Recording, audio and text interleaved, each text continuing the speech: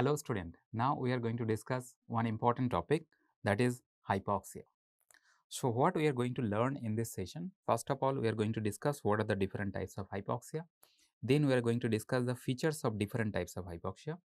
Then hypoxia and peripheral chemoreceptor stimulation, means which hypoxia will stimulate the chemoreceptor, which will not, that we are going to discuss. And at the end we are going to discuss the relationship between hypoxia and cyanosis, means whether the cyanosis will develop in different type of hypoxia or not. And at the end we are going to discuss few MCQs from this session. So this is our plan. First we are going to discuss what are the different types of hypoxia. So to understand the different types of hypoxia, you look at this schematic diagram first. So what is this schematic diagram? So this is the representation of the lung, or this is the representation of the alveolus, right? And this is the representation of your circulatory system. The blood is flowing in this direction. So obviously the right hand side, we assume that the right hand side is the arterial side, okay? So the blood is flowing from lung to tissue. So this is arterial side, and the other side the blood is coming from the tissue to the level of the lungs, that is the deoxygenated blood. So this is the venous side, right? And then here is the tissue. So by definition, hypoxia is decreased supply of oxygen at the level of tissue. So look at the definition. Due to any reason, if the tissue is not getting adequate or enough oxygen, then that is known as hypoxia. So hypoxia is basically decreased oxygen at tissue, okay? Decrease oxygen at tissue in a single line if you want to define hypoxia. But sometimes we also used another term which is known as the hypoxemia. Hypoxemia. So hypoxemia means there is decreased partial pressure of oxygen in the arterial blood. So please note down these two different terms. Whenever we say hypoxia, we are considering the supply of oxygen at the level of tissue. If it is less, then that is hypoxia. And hypoxemia means decreased partial pressure of oxygen in the arterial blood. Hypoxemia is a cause of hypoxia, that is different. But the term hypoxemia means decrease oxygen at the level of this arterial blood, partial pressure of oxygen, right? Okay. Now we are going to discuss different types of hypoxia. First, due to any reason, if there is decreased partial pressure of oxygen in the arterial blood, if this is happening, decreased partial pressure of oxygen in the arterial blood, if it is happening due to any reason, then that type of hypoxia will be known as the hypoxic hypoxia. Hypoxic hypoxia. So basically hypoxic hypoxia is nothing but your hypoxemia, getting my point? Hypoxic hypoxia is nothing but your hypoxemia, because what is hypoxic hypoxia? I told that due to any reason, if there is decrease in partial pressure of oxygen in the arterial blood, then that type of hypoxia is known as the hypoxic hypoxia. Okay, so hypoxemia is basically hypoxic hypoxia. Now try to understand the cause, that what may be the reason of decreased partial pressure of oxygen in the arterial blood. What may be the reason? It may be due to decrease in oxygen partial pressure at the level of atmosphere, right? If the decreased partial pressure is there low at the level of atmosphere, then obviously the oxygen will be low at the level of this arterial blood. So the typical example is a high altitude. Suppose the partial pressure of oxygen at the level of atmosphere is normal, but the amount of oxygen which is entering in your lung, that is your ventilation, suppose that ventilation is less, then also you will get less amount of oxygen in the level of blood, and that will also produce hypoxic hypoxia. Suppose the ventilation is also okay, but there is problem at the level of the diffusion of oxygen at the level of lung, diffusion problem, that can also produce hypoxic hypoxia. And suppose diffusion is also normal, but there is a problem at the level of heart, there is right to left shunt means venous blood is reaching at the level of this arterial blood directly, then also the partial pressure of oxygen at the level of arterial blood will decrease, and that will be known as hypoxic hypoxia, right? Second type of hypoxia, okay? So first hypoxic hypoxia you have understood, and how to remember the cause I told you, step by step you follow why there will be decrease in partial pressure of oxygen. Second type of hypoxia is anemic hypoxia.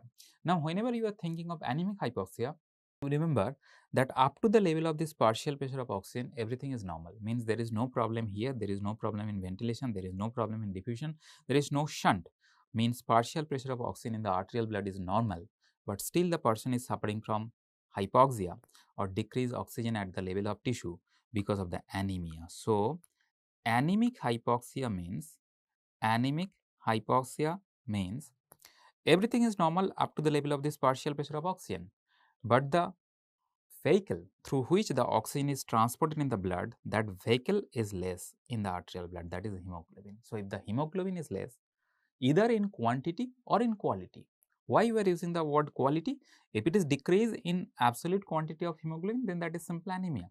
But suppose anemia, the amount of hemoglobin is normal in the blood, but carbon monoxide poisoning is there.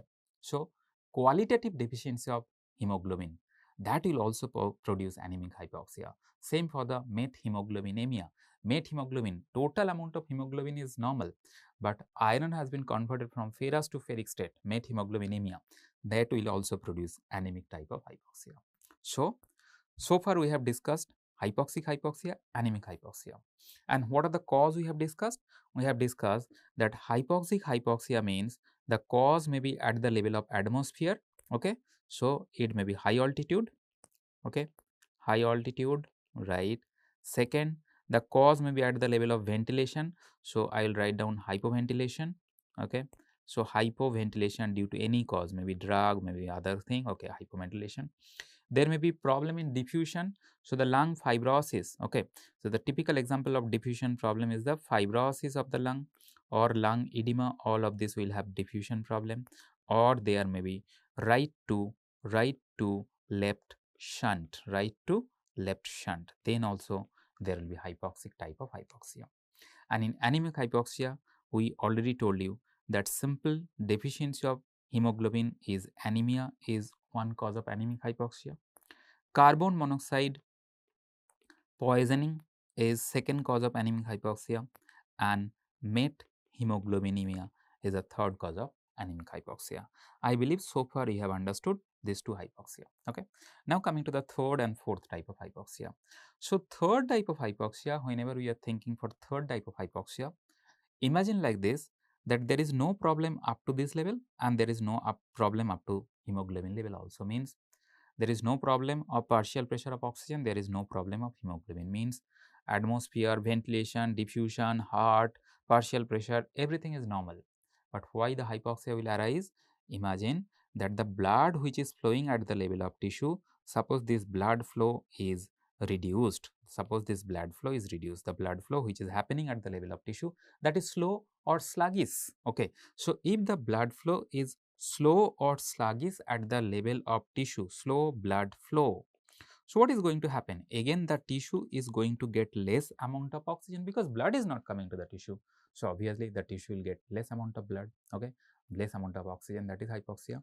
This kind of hypoxia where the blood flow is slow or sluggish is typically known as the stagnant type of hypoxia or ischemic type of hypoxia. Stagnant hypoxia or ischemic hypoxia, okay, ischemic or stagnant hypoxia. Getting my point? Right.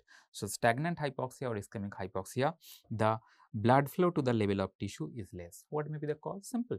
Suppose huge amount of hemorrhage is there. So, blood loss is there. Adequate blood is not there in the circulation. So, obviously there will be decreased blood flow to the tissue. Suppose the heart is not pumping enough blood. Okay. Heart failure, that can also produce your stagnant hypoxia. Or suppose the person is suffering from shock, cardiogenic shock. Okay. Then also the blood flow will be lesser at the level of tissue. So, stagnant hypoxia or ischemic hypoxia will be produced. Okay. Now, next type of hypoxia, 4 number hypoxia, there is no problem up to the level of this blood flow also. Means no problem here, no problem here, no problem here, no problem in the partial pressure of oxygen, no problem in the hemoglobin, no problem in the blood flow also. But still the tissue will not be able to extract oxygen because the oxygen extraction organelle, mitochondria is defective, the enzymes which are there in the mitochondria is defective, and that is due to poisoning, due to cyanide, which causes damage of the electron transport chain in the mitochondria. So, everything is normal. You are giving adequate amount of oxygen, adequate amount of blood flow, but tissue is not able to utilize the oxygen. So, again the tissue is suffering from oxygen deficiency because of mitochondrial problem, and the tissue is damaged. This kind of hypoxia is known as histotoxic type of hypoxia. So, I will write down here histotoxic type of hypoxia. So, histotoxic hypoxia simple mean tissue is damaged, cell is damaged. So, this is histotoxic type of hypoxia. The particular cause is cyanide problem, cyanide poisoning, or beriberi, vitamin B1 deficiency, beriberi can also be there. So, these are the different types of hypoxia that you have to remember first. Okay. Now, we are going to write down the causes of this stagnant, and I will come to later. So, this stagnant hypoxia and the causes of this histotoxic hypoxia. As I told you earlier that stagnant hypoxia, the typical cause is hemorrhage, okay, severe hemorrhage, so though blood loss will be there, or maybe shock, okay, or maybe heart failure. And in case of histotoxic hypoxia, the typical cause that we know is cyanide poisoning, okay, and second one is the beriberi, okay. So, in both the cases, the electron transport chain enzyme will be defective and tissue will not be able to utilize the oxygen. So, again there will be hypoxia. Now, we are going to discuss the features of different types of hypoxia. So, we are going to start from this hypoxic hypoxia, then we are going to discuss the anemic hypoxia features. So, what I told, try to recall that. So, I told that in hypoxic hypoxia, the basic problem is there is decreased partial pressure of oxygen in the arterial blood. So, I am putting small a.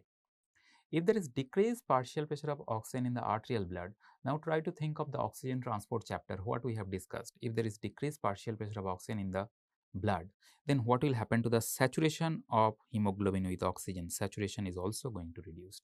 And if there is decreased partial pressure of oxygen in the arterial blood, what will happen to the dissolved oxygen DO2? That is going to be reduced.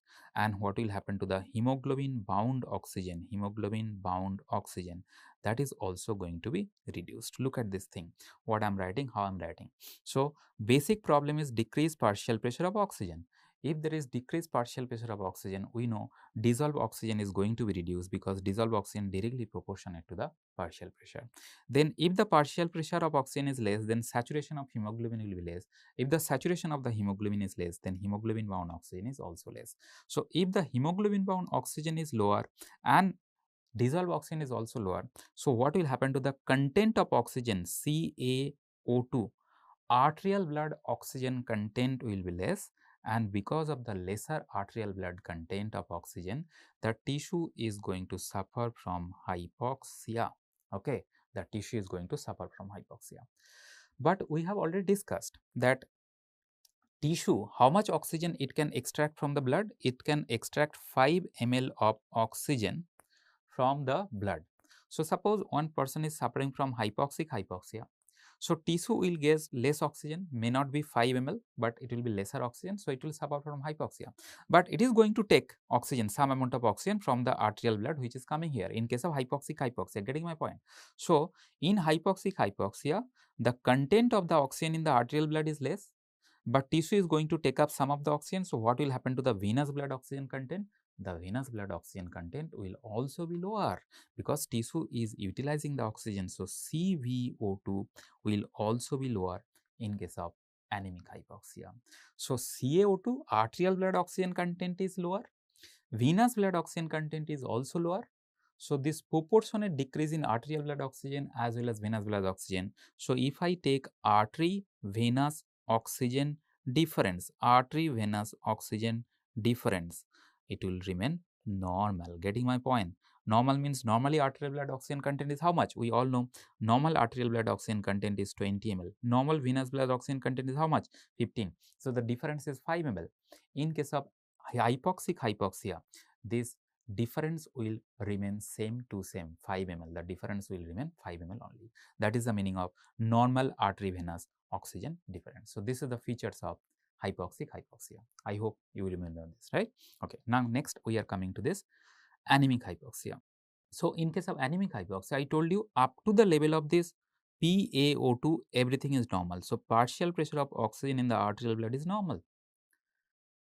So, if the partial pressure of oxygen in arterial blood is normal, what will happen to the saturation? Saturation of the hemoglobin will oxygen will also be normal. Very easy. Okay.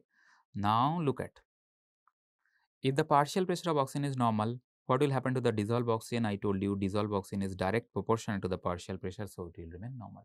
But think of the hemoglobin bound oxygen. Hemoglobin bound oxygen depends on saturation, but hemoglobin bound oxygen also depends on total amount of hemoglobin which is there in your blood.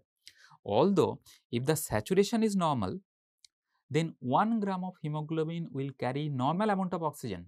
1 gram of hemoglobin will carry normal amount of oxygen, that is 1.34 for pure. But the total amount of hemoglobin which is there in the blood, that is reduced. So what will happen to the total hemoglobin bound oxygen? Total hemoglobin bound oxygen is going to be reduced, and that's why again the tissue is going to suffer from less oxygen supply, and the tissue will suffer from hypoxia. Getting my point? So in case of anemic hypoxia, please remember that because the hemoglobin is low, so the hemoglobin bound oxygen will be lower, but dissolved oxygen will remain normal, saturation will remain normal, partial pressure of oxygen will remain normal. So what will happen to the CaO2? Obviously, definitely it is going to be decreased. And what will happen to the CvO2? For the same reason that I have explained earlier, that is also going to be reduced. So if I ask you what will happen to AV, artery venous oxygen difference, it will also remain normal. Getting my point? So please note down here that in case of anemic hypoxia, CaO2 is also decreased, CvO2 is also decreased, and there is proportionate decrease in arterial blood oxygen content, venous blood oxygen content, because of which the AV difference remain absolutely normal like that of the hypoxic hypoxia. Getting my point? Now here you have to note down one important scenario. That is, although I am saying that in case of anemic hypoxia, saturation is normal. Saturation is normal. But in case of carbon monoxide poisoning, it is an exception.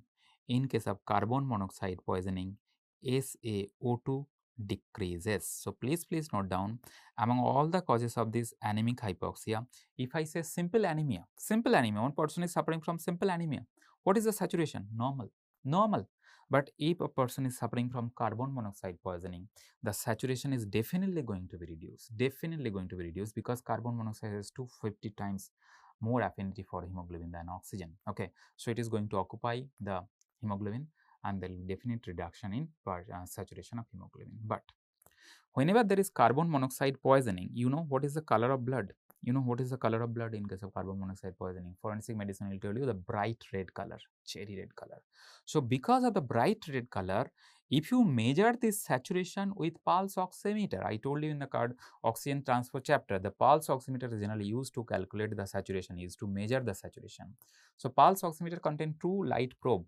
One will measure the color of the red color blood, and one will measure the color of the deoxygenated blood. Okay, so in case of carbon monoxide poisoning, because the color of the blood is bright red, the pulse oximeter will get confused, and it will give you the saturation is normal or maybe higher than normal because of the bright red color of the blood. So that's why we say that if you measure the saturation with SpO2 saturation, measure with pulse oximeter, it will show you normal value, maybe higher than normal. So we say that this is false normal value. So please remember this exception, that in case of carbon monoxide poisoning, saturation will also decrease, actual saturation will decrease, but some of the books are writing saturation normal, because of this SpO2 is giving normal value, but that is falsely normal. Okay, so carbon monoxide poisoning means oxygen content will also reduce, saturation will also reduce, but simple anemia means saturation will be normal, but oxygen content is definitely going to be reduced. Got it?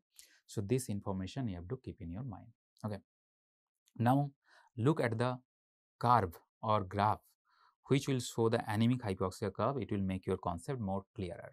So if I give this kind of curve in your exam, so on left hand side the curve on y axis, this is oxygen content, and right hand side curve, the y axis is SaO2. Okay, so in the first curve, this is CO2, content of oxygen. Okay, so if I write CO2, it may be confusing. So oxygen content per ml is okay.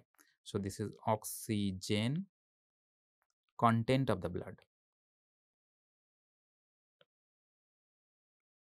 Oxygen content of the blood.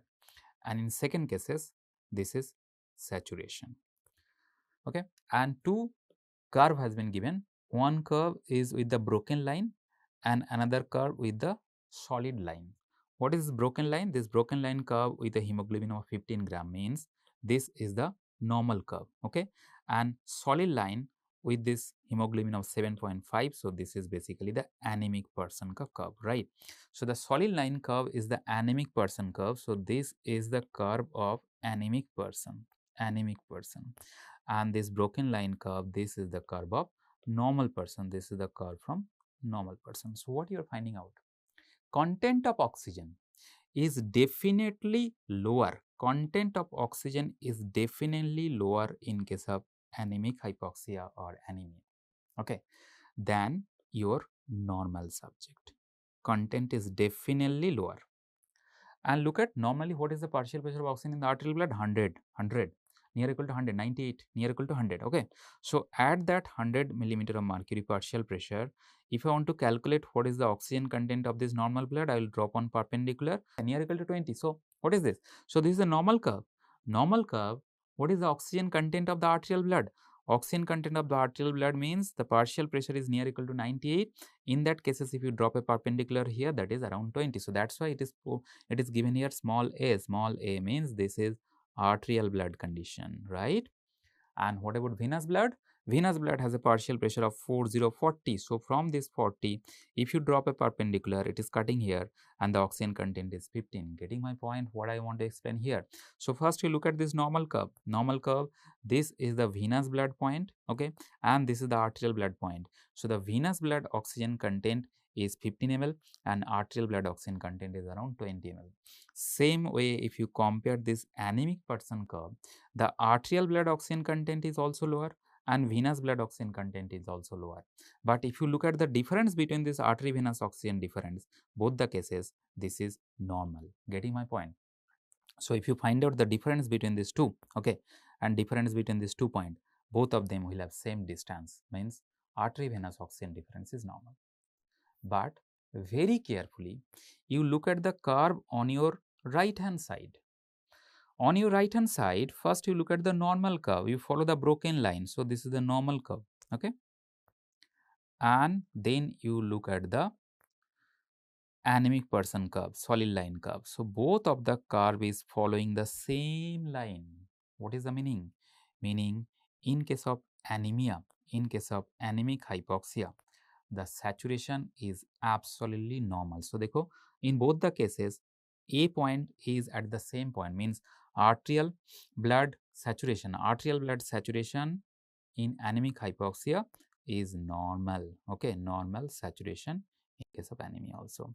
But if you look at the venous blood saturation, then the venous blood saturation will be a little lower than that of the normal, okay. So this is the venous blood saturation in case of anemia person, and this is the venous blood saturation for normal person. So venous blood saturation will be definitely decreased than normal person, but arterial blood saturation, that is the SaO2, is absolutely normal in case of anemic hypoxia. Getting my point? So please note down this curve very carefully. You look at the y-axis first. If it is oxygen content, then anemic curve will have lower down position. But if it is saturation, then both the curve will have same feature, okay, because saturation of the arterial blood is absolutely normal in case of anemic hypoxia. Got it. Now coming to the next one, that is stagnant hypoxia. So in case of stagnant hypoxia, I told you the up to the level of hemoglobin there is absolutely no problem. Means I'll quickly write down that partial pressure of oxygen in the arterial blood is normal, okay. Saturation of hemoglobin with oxygen is also normal. So dissolved oxygen is also normal and hemoglobin bound oxygen is also normal. So everything is normal. So what will happen to the CaO2, oxygen content of the arterial blood? That will also remain normal. So please note down here, the most important thing in case of stagnant hypoxia is arterial blood is containing same amount of oxygen like that of the normal blood. Arterial blood containing same amount of oxygen like that of normal blood. But what is the problem? Problem is blood flow to the level of the tissue is less. Stagnation of blood. Blood is not going to the level of the tissue. But I told you the tissue will demand more and more oxygen. So if I go back to this diagram here, so in case of stagnant hypoxia, the blood is not coming to the level of tissue. But tissue will say that I will require some amount of oxygen, otherwise I will die. Please provide me the oxygen. Please provide me the oxygen. So oxygen will be extracted more and more from the same amount of blood which is reaching here, because fresh blood is not coming, stagnation of blood. So if you take huge amount of oxygen from the same amount of blood, what will happen to the venous blood oxygen content? The venous blood oxygen content is definitely going to be lower than normal. CbO2 is definitely going to be lower than normal. So in these cases, if I take artery venous oxygen difference, so arterial blood oxygen content is normal, suppose 20, venous blood oxygen content which was supposed to be 15, suppose that is 10 or 12 maybe. So what will happen to the difference? Difference increases. Getting my point? So this is the point, that if you measure the arterial blood oxygen content, venous blood oxygen content, the artery venous oxygen difference is going to be increased in case of stagnant hypoxia. Got it? Okay. And the last one is the histotoxic hypoxia. So in case of histotoxic hypoxia, again the same thing is going to happen. PO2 is normal, okay. SO2 is also normal like that of the previous one. DO2 is also going to be normal, and hemoglobin bound O2 is also going to be normal, and CaO2 is definitely going to be normal.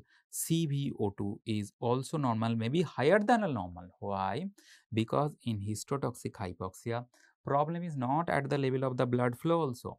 Problem is at the level of tissue. Tissue is not able to utilizing the oxygen because of the enzyme that utilizes the oxygen that is damaged. So if the tissue is not utilizing the oxygen, venous blood oxygen content will be higher than normal. Okay, so I should write down here, not normal but higher than normal, means normally venous blood oxygen content is 15.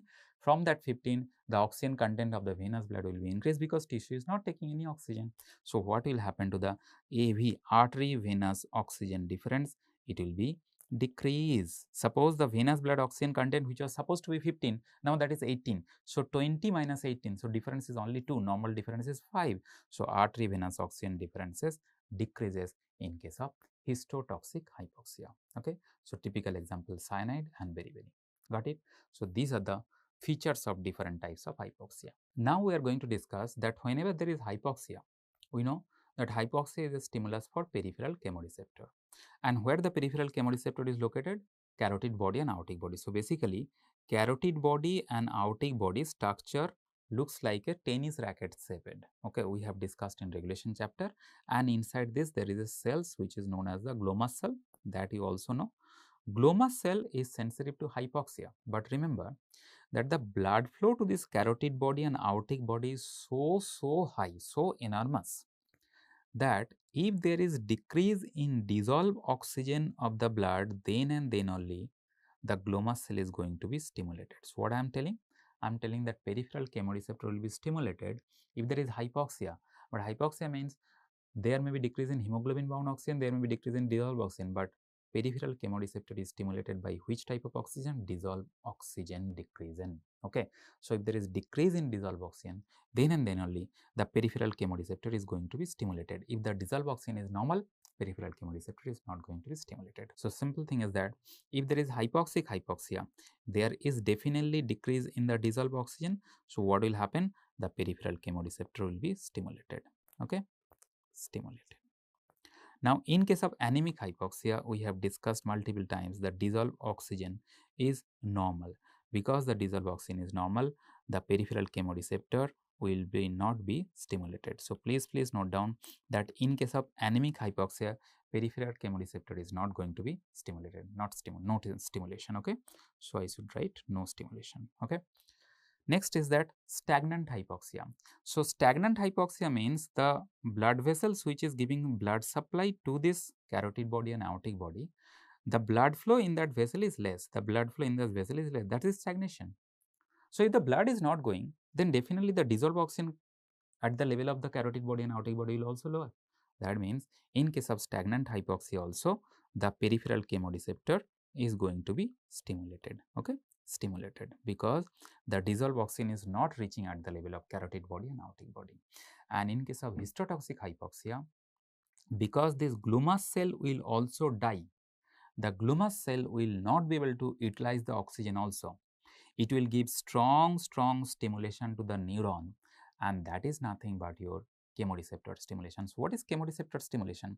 If the glomus cell is activated and if the glomus cell is giving stimulation to the neuron, which neuron? 9th and 10th cranial nerve.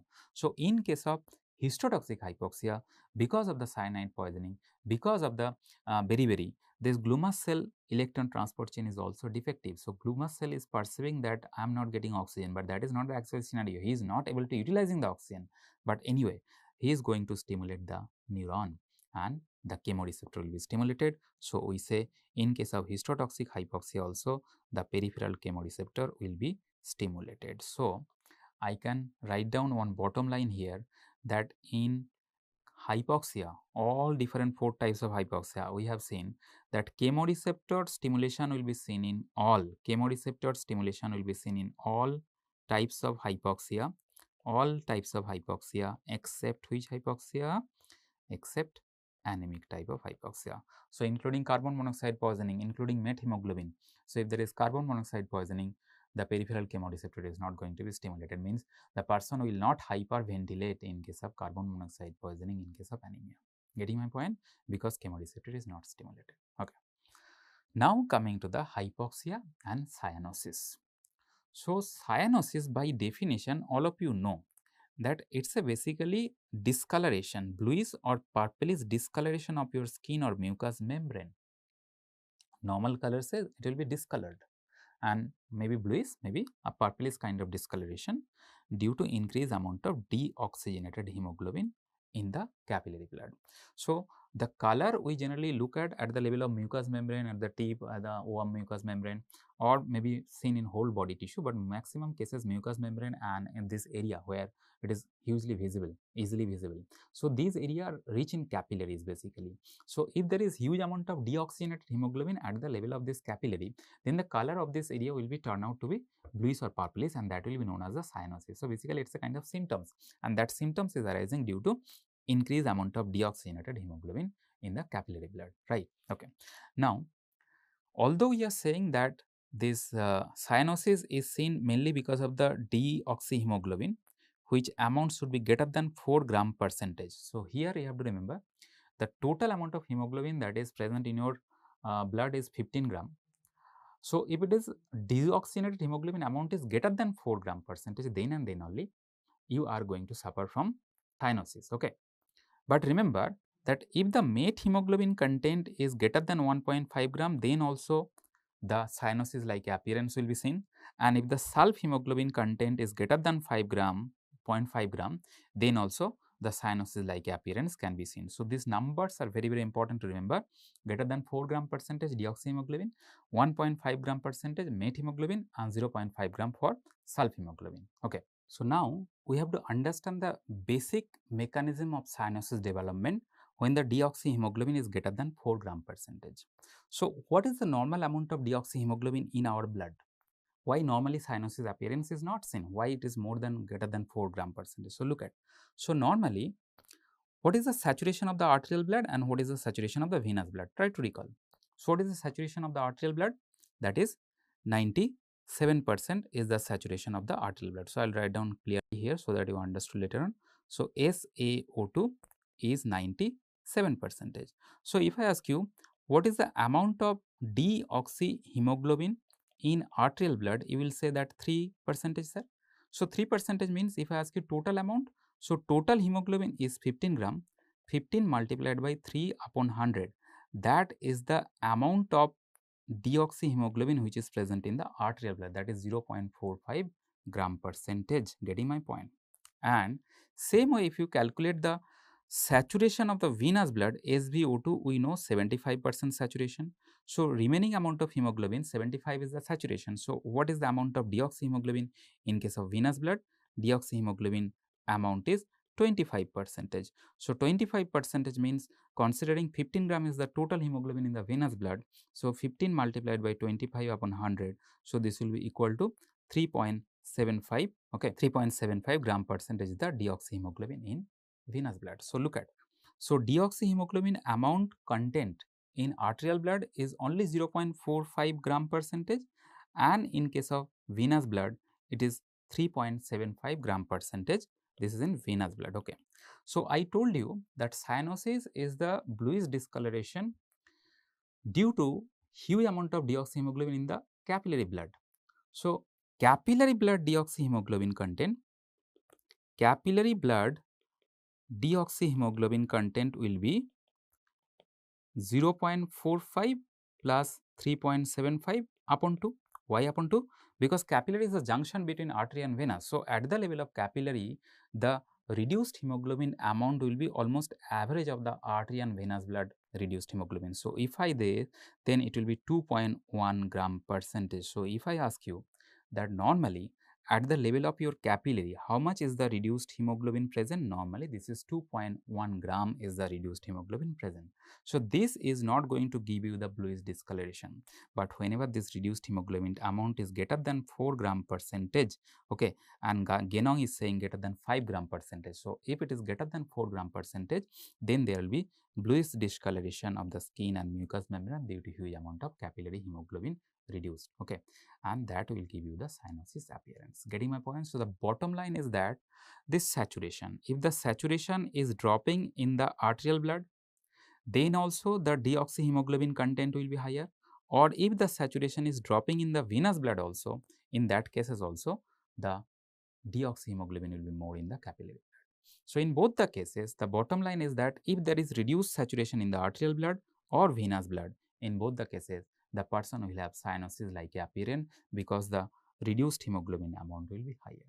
So with this basic understanding, if I look at the hypoxic hypoxia, so there is reduction in the hypoxia means there is reduction in the saturation of the arterial blood. So obviously the cyanosis is going to be positive. Okay, cyanosis is going to be positive. Got it? Okay. In case of anemic hypoxia, we have already discussed that saturation of the arterial blood is normal. Saturation of the venous blood decreases. So there may be chances of anemia development, but we generally say that in case of anemia, cyanosis is rare. Cyanosis is rare. Why rare? Try to understand. How much amount of reduced hemoglobin you require for development of cyanosis? 4 gram percentage, more than 4.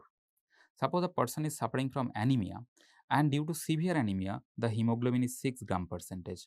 Total hemoglobin is 6 gram percentage. And for cyanosis development, how much hemoglobin you require in reduced form? 4 gram.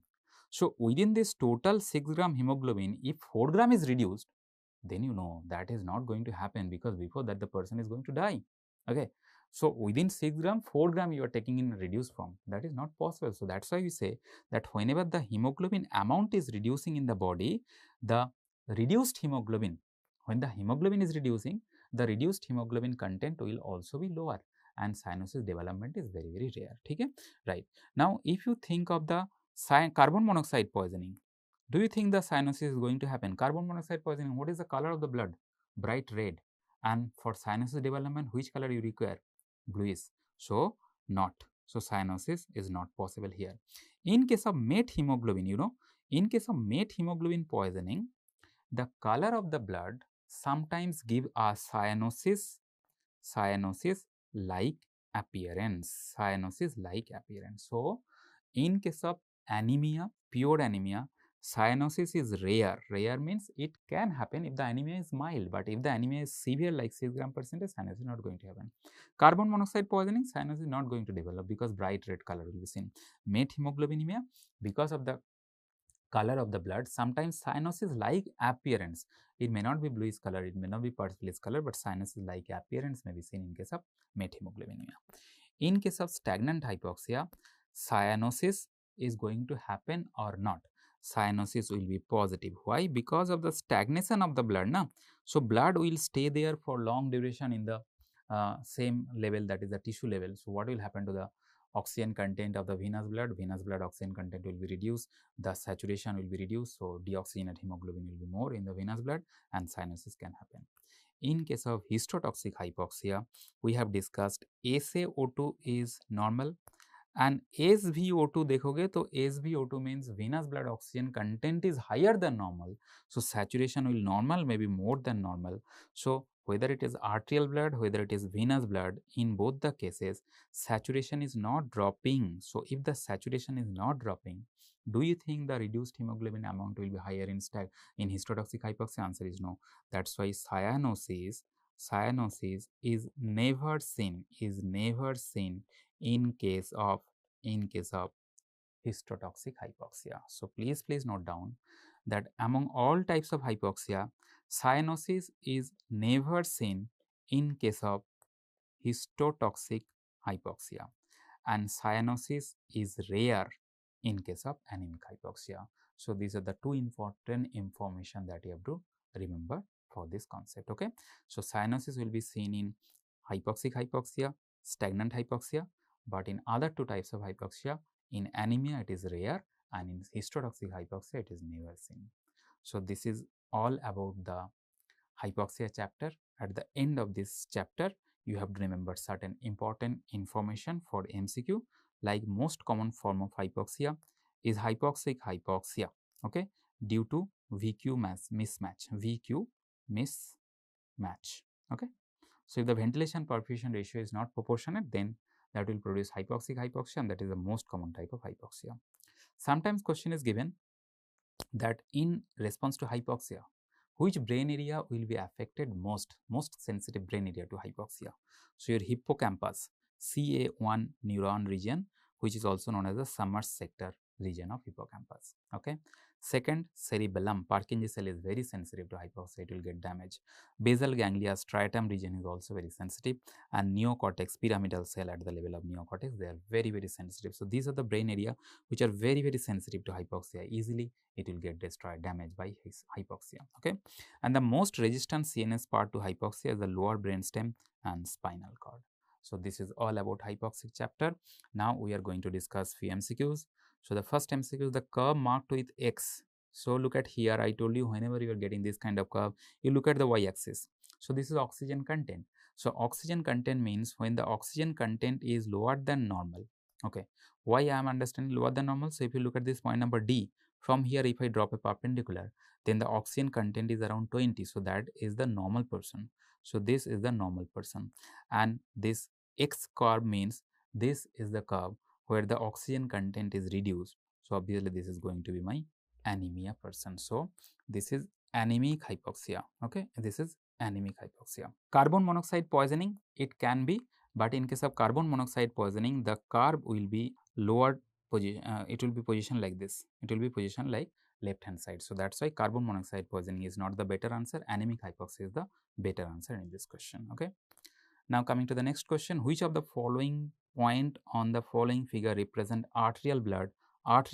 Look at in case of anemic person. So again you look at the y-axis, oxygen content. So oxygen content is definitely reduced in case of anemic person, and it is arterial blood they are asking. So arterial blood partial pressure is near equal to 100.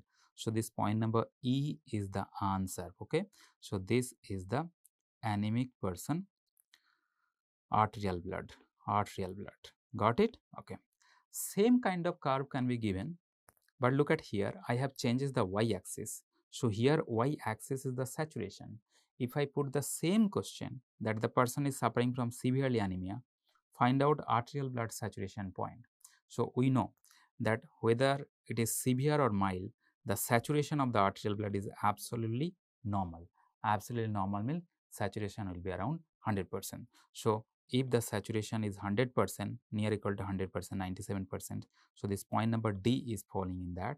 So this is the anemic person, and this is the saturation of arterial blood point. Getting my point? So this two curve is very similar, but in one of the curve is oxygen content. So anemia means there will be definitely reduction in the oxygen content, and in the second curve the y-axis is saturation. So saturation remains absolutely normal like that of the normal person in anemia also. Okay. Coming to the last question, not a cause of central cyanosis. The question definitely is a little bit vague because central cyanosis can be seen in all of them. So here also, here also, here also. Hypothermia, less chance of development of central cyanosis. So, I will go for this hypothermia, because in hypothermia there will be peripheral vasoconstriction. So, peripheral cyanosis may be seen, but if you look at the causes of cyanosis, even hypothermia can also cause central cyanosis, but by point of exclusion. These three are the cause of central cyanosis, definite cause. So, I will go for hypothermia in this question. So, this is all about hypoxia. Thank you so much.